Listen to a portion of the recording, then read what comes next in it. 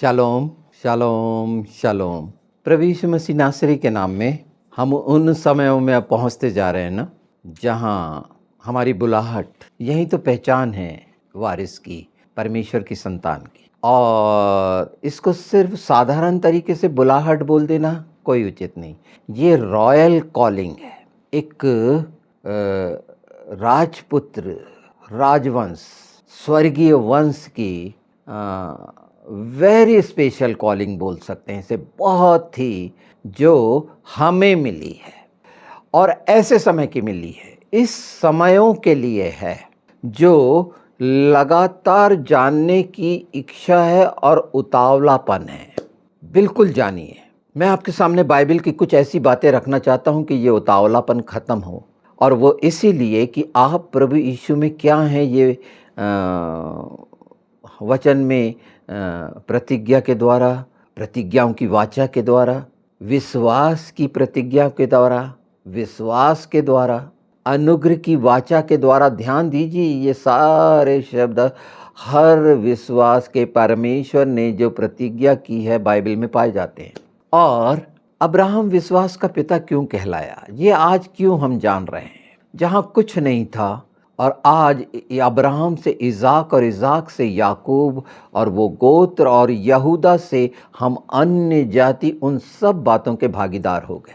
कलूसियों की जो है उसमें कुलूसियों 2 में बहुत स्पष्ट है। देखिए, आज जब असाधारण कॉलिंग के बारे में जान रहे हैं तो आप मसीह में क्या कुछ होंगे ऐसे कठिन समय में, जहां ये जिज्ञासा से मुक्त होइए कि संसार का क्या होगा।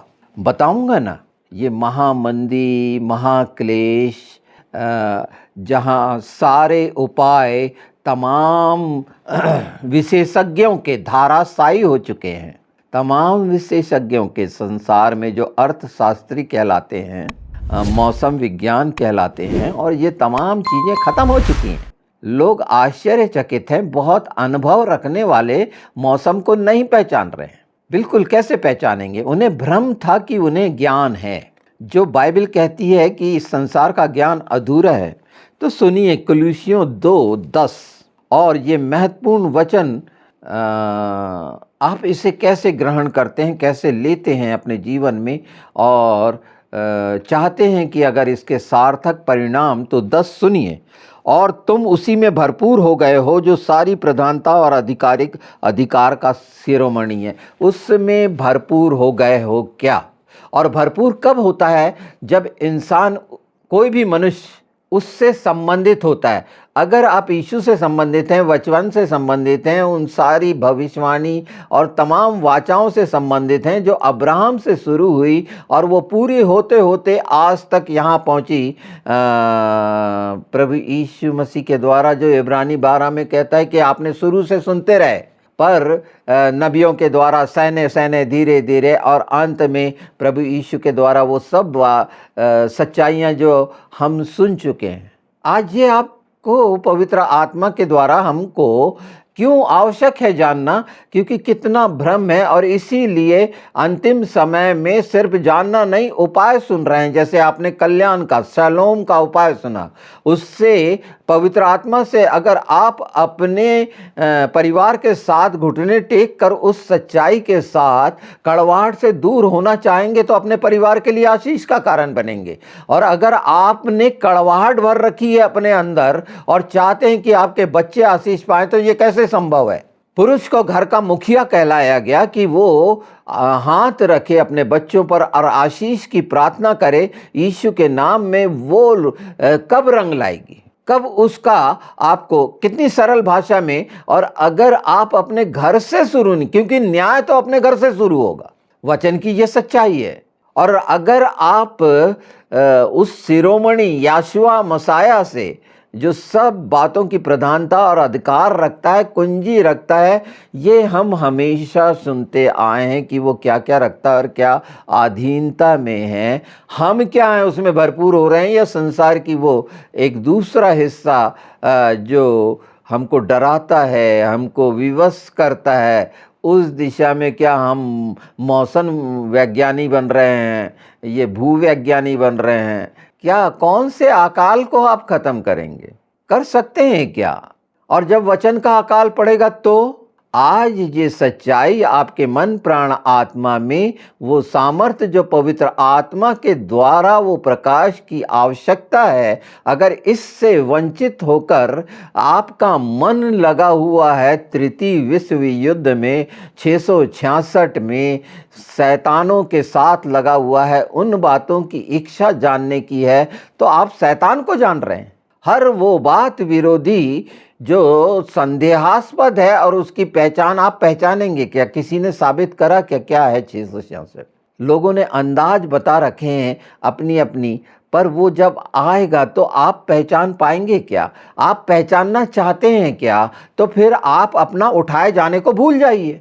आप सुनते रहे हैं कि उठाए जाने के बाद की ये स्थितियां हैं, जो 7 साल का महाक्लेश है, और अभी जो महाक्लेश महामंदी है, इसमें आपने क्या क्या किया है कि सिर्फ प्रार्थना करेंगे, प्रार्थना सुनी जाएगी उस समय? आपके सामने मैं 2 बातें ऐसी रखना चाहता हूँ जो मंदी के समय की थी, अकाल के समय की थी, और वो है एक समय का एलिया का और एक समय का एलीशा का। वो मैं इसमें इंक्लूड नहीं करूँगा, पर यहाँ आप जानिए कि कैसा भी कठिन समय, जो हम परमेश्वर की संतान हैं, वारिस हैं, इसलिए तो रोमी 4:4 का रोमी चौथे अध्याय का अगर हम देखते हैं, चलिए देख लेते हैं। अब्राहम का इसमें विश्वास का है। 3 से देखिए, पवित्र शास्त्र क्या कहता है कि अब्राहम ने परमेश्वर पर विश्वास किया और वह उसके लिए धार्मिकता गिना गया।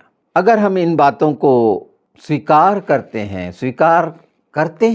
कि कहाँ से निकल के अब्राहम कहाँ पहुँचा, कहाँ का वादा? प्रतिज्ञा की भूमि का। इसे ध्यान से समझिए। जब मैं हमारी कॉलिंग को रॉयल कॉलिंग कह रहा हूँ, एक ऐसी राज्य स्तरीय स्वर्गीय राज के स्तर की कॉलिंग, अभी तक हाँ मेरी कॉलिंग ये है, वो आज की आवश्यकता में परमेश्वर की महिमा स्तुति के लिए एक जो रॉयल खून बोलते हैं ना, राजघराने का, उसका दायित्व और कर्तव्य क्या होता है, उन बातों को देखना जो परमेश्वर ने निश्चित कर रखी है। और कौन होगा?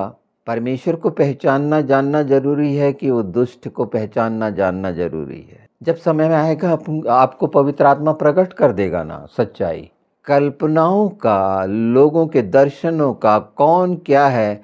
बाइबल में साफ कहा गया है कि भविष्यवाणी कौन सी कहलाएगी? वो जो पूरी होते हुए दिखे। आपको अभी तक कौन सी भविष्यवाणियां पूरी होते हुए दिखी? किसी मनुष्य की? बाइबल की तो हो रही है। और अब अपने आप को बदलने के लिए इसलिए आवश्यकता है कि आपको प्रतिज्ञा के देश में पहुंचना है। प्रतिज्ञा के देश में पहुंचना का अर्थ है कि आपको उठाया जाना है, और उसके लिए यानी स्वर्गीय, तो जो याकूब में पूरी हुई जाके प्रतिज्ञा और वाचा जो बांधी गई अब्राहम से, निश्चित की गई इज़ाक के साथ और पूरी हुई, ये है एक राजपत्रित पुत्र का बुलाहट का काम। और जब हम वारिस, अभी हमने पढ़ा है कि उसमें भरपूर कर दिए गए हैं कलीसिया पवित्र आत्मा के द्वारा। इस ओर ध्यान दीजिए जहाँ पर आप क्या कुछ होंगे जब आप मसीह यीशु में नई सृष्टि हैं, तो संसार की ओर मन लगाकर शरीर के दास बनकर शरीर की इच्छाओं के अनुसार ये कठिन समय में आप क्या प्रेरित होते हैं? पवित्र आत्मा से प्रेरित होते हैं, शरीर से पवित्र प्रेरित होते हैं। आपको मिलना है ना, चाहे जब कौवों से मिल सकता है, तो हम तो सर्वोत्तम कृति हैं। और जब हम घोषणा करते हैं इस सच्चाई के साथ कि हम तेरे पुत्र पुत्रियां हैं और तेरे लहू से खरीदे गए हैं, और तू हमारी चिंता करता है, तो हम गड्ढे से निकाल लेगा, कैसी भी स्थिति में तू बचा लेगा, ढूंढ लेगा। पर अगर मन में वो दूसरी चीज़ें अगर भरपूरी कर रही हैं, तो ये भरपूरी जिसकी आवश्यकता है, विश्वास की भरपूरी की आवश्यकता है, उससे भरपूर हैं तो आगे जाएंगे। ये सरल चीज़ों को अगर हम कठिन बना लेंगे रीति रिवाज में, डर के कारण कि उपाय तो बिना कर्म के वो धर्मी ठहराया गया, और लिखा हुआ है धन्य हैं, ये आप सुनते हैं। यहाँ सिर्फ जो पवित्र आत्मा हमें पहचान करा रहे हैं वो क्या है, क्या जानना है।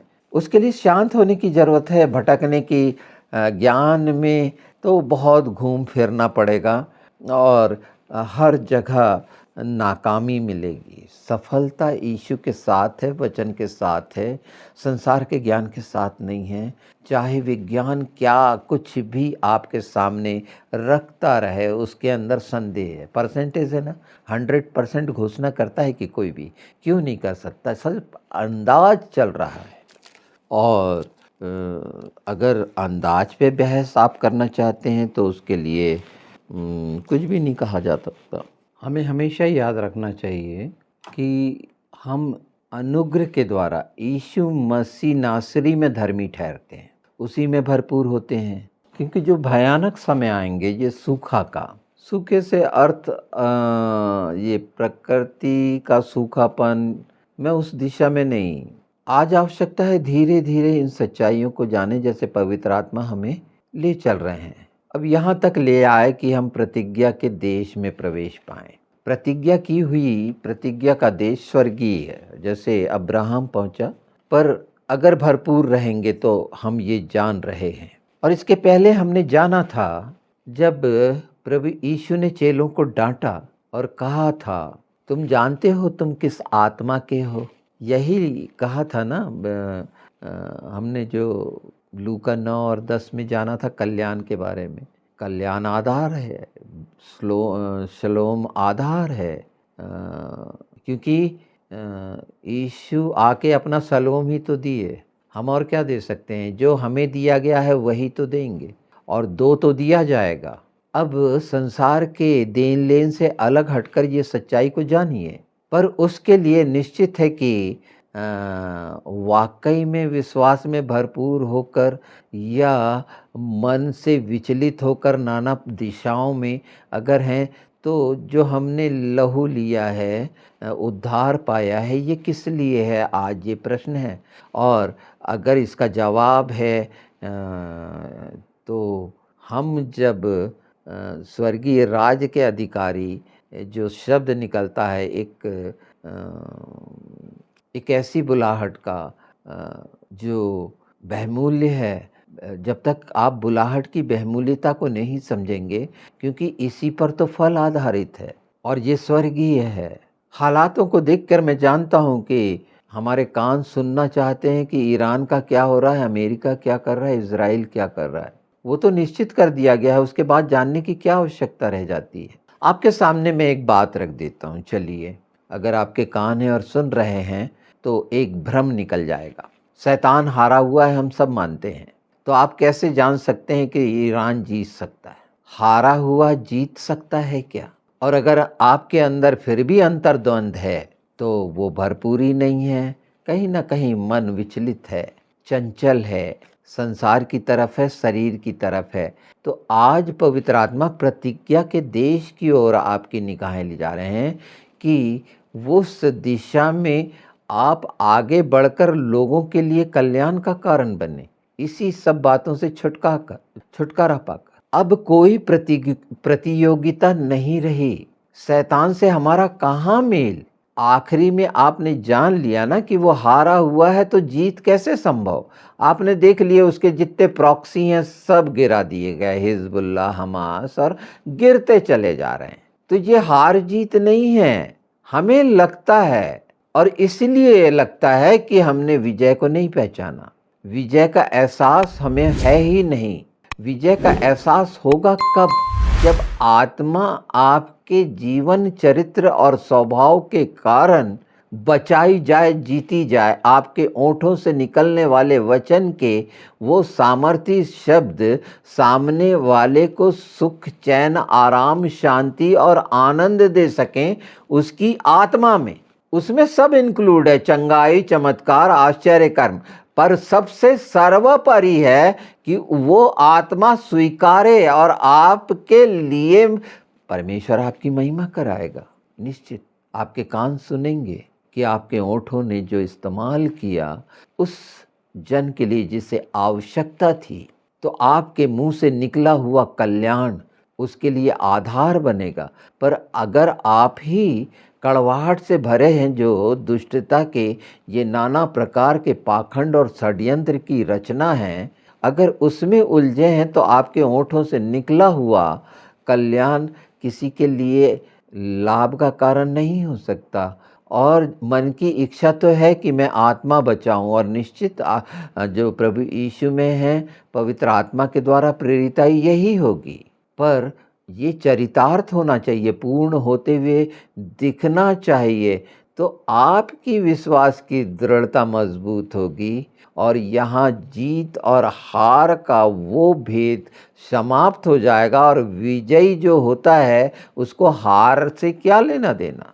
जो गिराया गया वो हार चुका है और उसका अंत भी प्रकाशित वाक्य में आपने जान चुका है। और ये सब जो घटनाक्रम दिखाया जा रहा है कि वो अंधेरा किस रीति से क्या क्या कर रहा है। पर आज हम छोटे में से छोटे जो बाइबल की ये सच्चाई का एक एक सिर्फ एक शलोम को पकड़े हैं, ये काफ़ी नहीं है। आप आजमा सकते हैं, मैं कह रहा हूँ कि आप आजमा सकते हैं अपने परिवार के बीच में, अपनी कलीसिया के बीच में। क्या आप आजमाएंगे? ये आजमा तब सकते हैं आप जब कड़वाहट से परे हो जाएं। मैंने अभी एक लूका 9 का कहा, डांटने को समझाया है कि डांटना, गार जिसे बोलते हैं। पर उसका क्यों डांटा, डांटने के बारे में आपने पिछले वीडियो में सुने होंगे, इनको बार बार सुनिए। ये एक दूसरे से मिले हुए हैं, ये व्यर्थ का नहीं है, ये ज्ञान का नहीं है। डांटने का अर्थ है न्याय करना, परमेश्वर के द्वारा डांटा जाना। जब लाश ढूंढने के लिए मूसा के तो शैतान को कहा परमेश्वर तुझे डांटे, 2:10 में हमने जाना है। पर उसमें जो प्रभु यीशु ने कहा, क्या तुम नहीं जानते तुम किस आत्मा के हो, किस आत्मा के हो तुम। मैं पढ़ देता हूँ बाइबल, और इसलिए बार बार चेता रहा हूँ कि डांट कर कहा था। डांट साधारण बात है क्या? आज जब वचन की सच्चाई से डांटना किसे कहते हैं? पूर्ण अधिकार रखने वाला डांटता है। डांटा था ना हवा तूफान को, डांटा शब्द आया है ये सब जगह। समुद्र को डांटा था ना। जब हम मसीह यीशु में नई सृष्टि हैं तो फिर कौतूहल क्यों हो रहा है कि मैं 9 का वो देखूं कि मैं किस आत्मा का हूँ? जवाब आप क्या देंगे बताइए? आप किस आत्मा के हैं? जिस आत्मा के हैं तो आत्मा के काम तो प्रकट हैं हमारे जीवन के द्वारा। आत्मा क्या चाहता है कि हम करें, वही वचन तो हम जान रहे हैं, जिसमें हमारी सामर्थ्य की कोई ज़रूरत नहीं है। हमें बटवा की ज़रूरत है, न डंडे की ज़रूरत है, न कपड़े की ज़रूरत है, किसी भी चीज़ की आवश्यकता नहीं है। कौन क्या देगा? दिया परमेश्वर ने है प्रभु के जनों को। वो दूसरा खुद जो इन हालातों में बहुत अच्छे से पहचानना, जो स्थिति आ रही है ना संसार की, कैसे कांप रहे हैं, डर रहे हैं, क्या होगा, क्या अरेंज करें, क्या इकट्ठा करें, है ही नहीं कुछ, इसीलिए इकट्ठा कर रहे हैं। प्रभु के जनों को निश्चिंत रहना है, डरना नहीं है। उपाय होगा, सलोम समझ जाएंगे, उपाय होगा, आशीष का कारण होगा। इसलिए मैंने 2 नाम रखे थे सामने, वो आपने इतनी बार सुन लिया होगा, एलिया और एलीशा का। तो क्यों ना सरल बातें करें, सामान्य बातें करें, जो पवित्र आत्मा के द्वारा वचन की ये सच्चाई और प्रतिज्ञा का देश मैंने सामने रखा है आपके, जो पहले से निश्चित कर दिया गया है विश्वासियों के लिए। और विश्वासी प्रवेश पाए, अब्राहम ने प्रवेश पाया। इसलिए तो व्यवस्था, विश्वास, ये सब बातों के लिए रोमियो 4 में हम पाते हैं। बहुत सारा दबाव देने की क्या ज़रूरत है? परमेश्वर जान रहा है ऐसे कठिन समय में हर कोई डरा हुआ है कि अब 100 के नीचे चले जाएगा रुपया $1 में, और 150 चले जाएगा तो क्या होगा। अर्थशास्त्री बहुत बुरा हाल होगा ना। उपाय भी रखा गया है ना।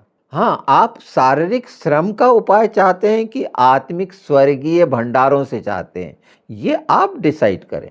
नहीं तो वो कुप्पी का तेल और आटा खत्म नहीं होगा, तेल का पड़ ही गया ना। तेल ही का तो युद्ध है, तेल का ही तो टोटा हुआ था, इसीलिए कुप्पी भर तेल की बात थी। इसमें आप हमेशा सुनते रहें, पवित्र आत्मा इसमें आपकी अगुवाई करे। पर मूल है इस समय जिस स्तर की आपकी कॉलिंग है, ये संसार फेल हो चुका है। ये तमाम सरकार बनाई है ना आपने, राजा बनाए हैं, ये सब फेल हो चुके हैं, घुटने टेक चुके हैं। शरीर के अनुसार सोच काम नहीं करती। अब नए प्रयोग की, ये हर समय प्रयोग करने वाले प्रयोग कहाँ करे जाते हैं, जहाँ पर किसी तरह का परिणाम नहीं आता। राजनीति में भी देखिए ना, प्रयोग कर रहे थे ना बहुत सारे गठबंधन, 3 बनाना, ये बनाना, क्यों? क्योंकि ये सब फेलियर है, कुछ नहीं है वहाँ। किस चीज की आशा? हर चीज, हम अपने ही देश का देख लें तो सब चीज खत्म हो चुकी है, गिर धाराशायी हो चुकी है ना। चरित्र का देख लिए, हमारी यहाँ की सभ्यता जो सिविक्स कल्चर है, अभी तो रिटर्न कल्चर आपको मैं बताऊंगा कि क्या हाल होता है। एक एनआरआई का क्या दृष्टिकोण है, जो इस देश को बहुत सा हिस्सा पालते पोसते हैं उनके साथ। तो ये बात आनी है आने वाले समय में कि सभ्यता की संस्कृति कोई क्यों पसंद नहीं करता, जहाँ पर भ्रष्टाचार, झूठ, चालाकी, अंधकार का है। लोग यहाँ से अपने अपने अनुभव लेके जाते हैं, अपने देशों में बताते हैं कि इंडिया में क्या क्या होता है। जवाब देते नहीं आता। राजदूत जॉर्ज की बात सुने थे ना आपने, नॉर्वे में सुने ना, क्या जवाब दे रहा था वो, पूछा क्या गया था।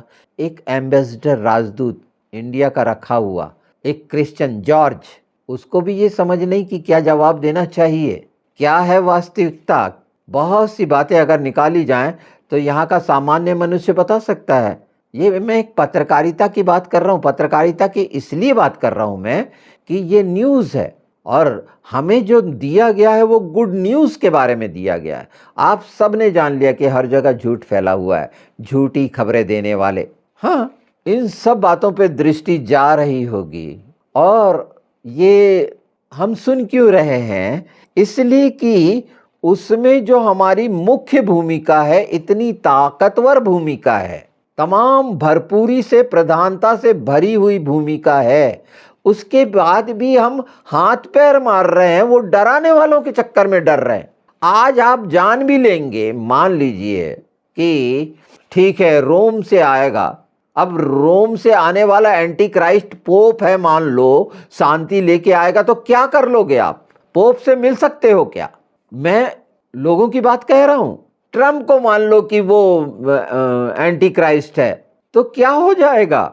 उससे क्या हो जाएगा पता होने से? जो आपको पता है कि क्राइस्ट कौन है, बचाने वाला, हमारा मुक्तिदाता, उद्धार करता, आपको एंटी क्राइस्ट की जानने की लालसा क्यों है?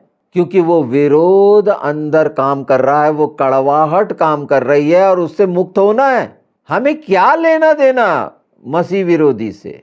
उसका नाश होना जिसका निश्चित है, हारना भी नहीं कह रहा हूं मैं, ध्यान दीजिए, जिसका नाश होना निश्चित कर दिया गया है और विजयी यात्रा हमें पवित्र आत्मा के द्वारा जान रहे हैं प्रतिज्ञा की देश की, तो हारने जैसे शब्द का हमारे क्या मूल्यांकन करना? हमें कौन मूल्यांकन करेगा? वो हम देख रहे हैं। और इस समय पवित्र आत्मा ये चाह रहे हैं कि आप सचमुच में महिमा स्तुति बोलते हैं, प्रशंसा करते हैं परमेश्वर की, यीशु के नाम में, पवित्र आत्मा की, तो आपका जो एक विशेष वारिस हैं, आप पुत्र पुत्रियां हैं, तो उसकी महिमा के लिए कल्याण बोलना सार्थक हो, इससे बड़ी बात क्या होगी? इससे कोई बड़ी बात लगती है कि आपको? यही आत्मा को बचाएगी। अभी तक कितनी आत्माएं बची, तो क्यों डरे हुए हैं? क्यों अलग अलग तरीके के प्रयास किए जा रहे हैं कि कहीं मैं यहाँ छूट ना जाऊं? मैं बार बार इस बात को बता रहा हूँ, हो सकता है आपको ये बहुत अजीब सी लगे, पर यही सुसमाचार है। आप जीवित इसीलिए हैं कि आप यीशु को ग्रहण करें, इसलिए जीवित कहलाते हैं, इसलिए उसकी धार्मिकता में है, इसलिए धर्मी कहलाते हैं। तो काम कैसे होना चाहिए, क्या काम है आगे बढ़कर। उस समय क्या करवा रहे थे मालूम, खतना। ये पढ़ेंगे तो आपको पता चलेगा। निशानी, यहाँ मैं आत्मा के खतने की बात कर रहा हूँ। शरीर से तो मान ली, मन से नहीं हुआ तो क्या नहीं होगा, बिल्कुल नहीं, ऐसा नहीं है। यहाँ नकारात्मक कुछ नहीं है। उस बात को जाने कि आप क्या हैं और क्या कुछ होंगे, चाहे आपके पास कुछ भी ना हो। पतरस ने बोला था, मेरे पास तो सोना चांदी नहीं है। पतरस जानता था मेरे पास सिर्फ यीशु है। तू चाहता है कि मैं तुझे दूं तो यीशु के नाम में मैं दे सकता हूँ, क्योंकि यीशु जीवन में है भरपूरी। अभी हमने दूसरा कुलसियो, तो आप जहाँ जाएंगे, जिस द्वार पर जाएंगे, उसके लिए कल्याण होना ही होना है। और उसको देखेंगे क्या आप, जैसी आदत होती है। हाँ, हो सकता है कि जब मन में कड़वाहट और बुराई हो तो घमंड तो रह गई कि मैंने किया, मेरे द्वारा इतने बचे, मैं यहाँ गया। गवाहियाँ बिल्कुल दीजिए, पर वो गवाही आत्मा बचाने की हो। क्योंकि आज चर्च वाकई में, ये कलीसिया डिनोमिनेशन कह सकते हैं कि उनकी आत्मा वो डरे हुए क्यों हैं। सिर्फ एक हिस्से का जो अधूरापन है, कड़वाहट से भरा, घमंड से भरा। मैं बार बार कह रहा हूँ कि यीशु ने डांटा, ये आप पहचानो कि आप किस आत्मा के हो। मैं वो पक्ष रख रहा हूँ आपके सामने कि आप किस आत्मा के हो। ये कठिन लगता है क्या? तो जवाब है आपके दैनिक कार्य, आपके शारीरिक, मानसिक, आत्मिक कार्य जो हर दिन आप करते हैं, आपको जवाब मिल जाएगा कि आप किस आत्मा के हैं। डांटने का शब्द क्यों आया? इसलिए कि वो उन बातों का प्रयास कर रहे थे जो नाश का दिखाता है। हम मनुष्यों के नाश के लिए हैं? बिल्कुल भी नहीं। यीशु ने प्राण किस लिए दिए? कि सब जगत के लिए, बचाने के लिए। मनुष्य विरोधी अगर हम बने रहेंगे तो ये सब बातें हमें दबाव डालेंगी, धर्म की, जाति की, विचारधाराओं की।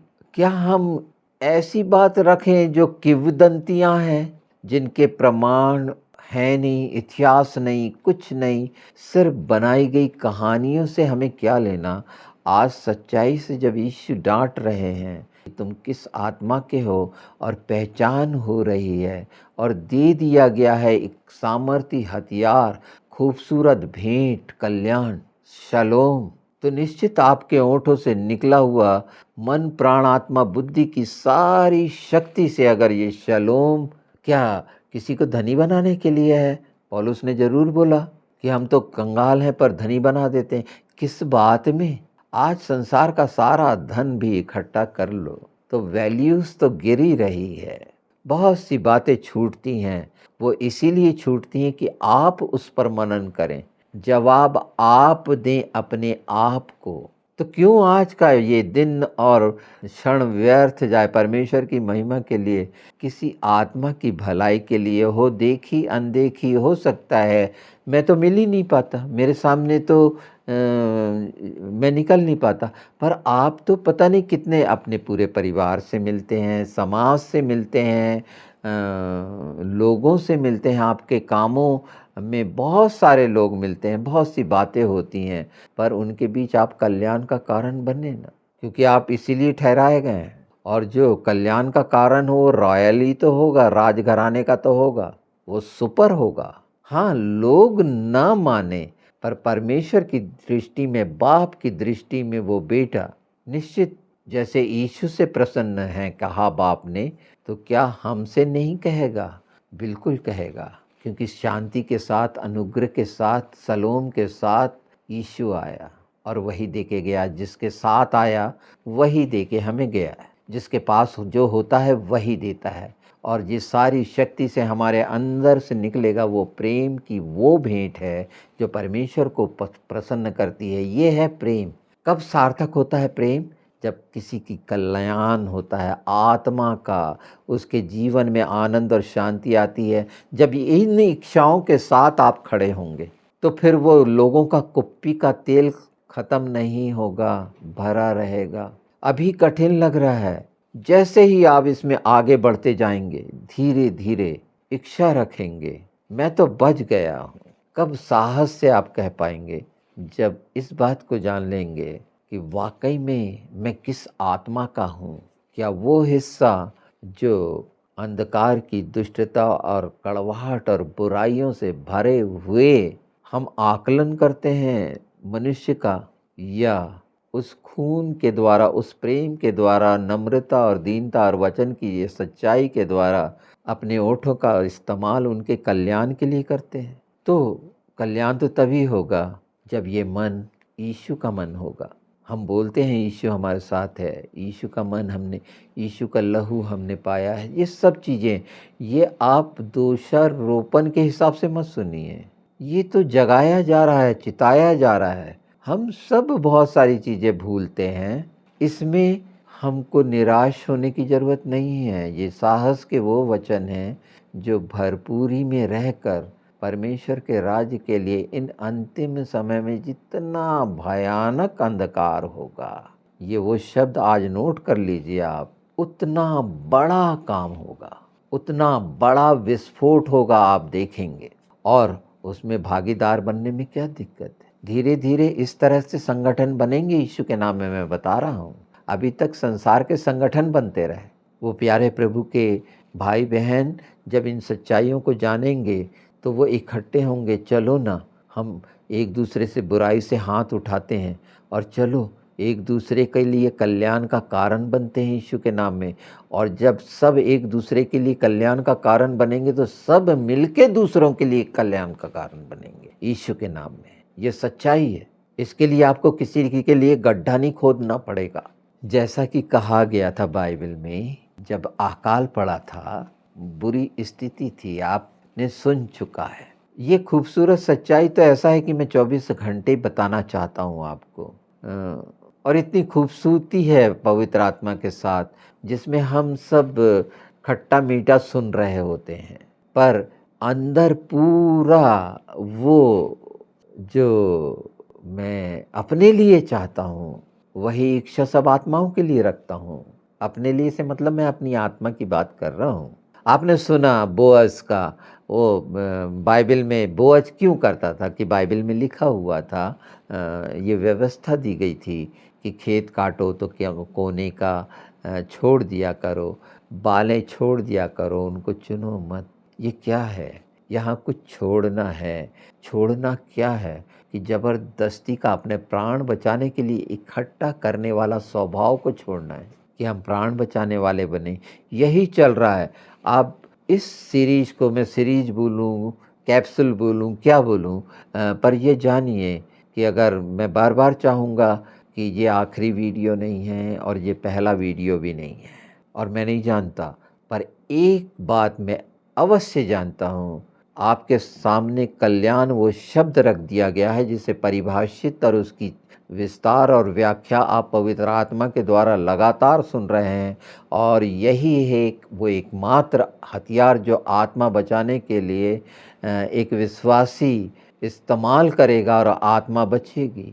वहाँ फिर ये नहीं रहेगा कि ये आधा अधूरा चंगा हुआ, बार बार ये बार बार का बीमार पड़ना, बार बार का ये कुछ होना, सारे वैसे ही मानसिक है, वैसे ही आत्मिक है।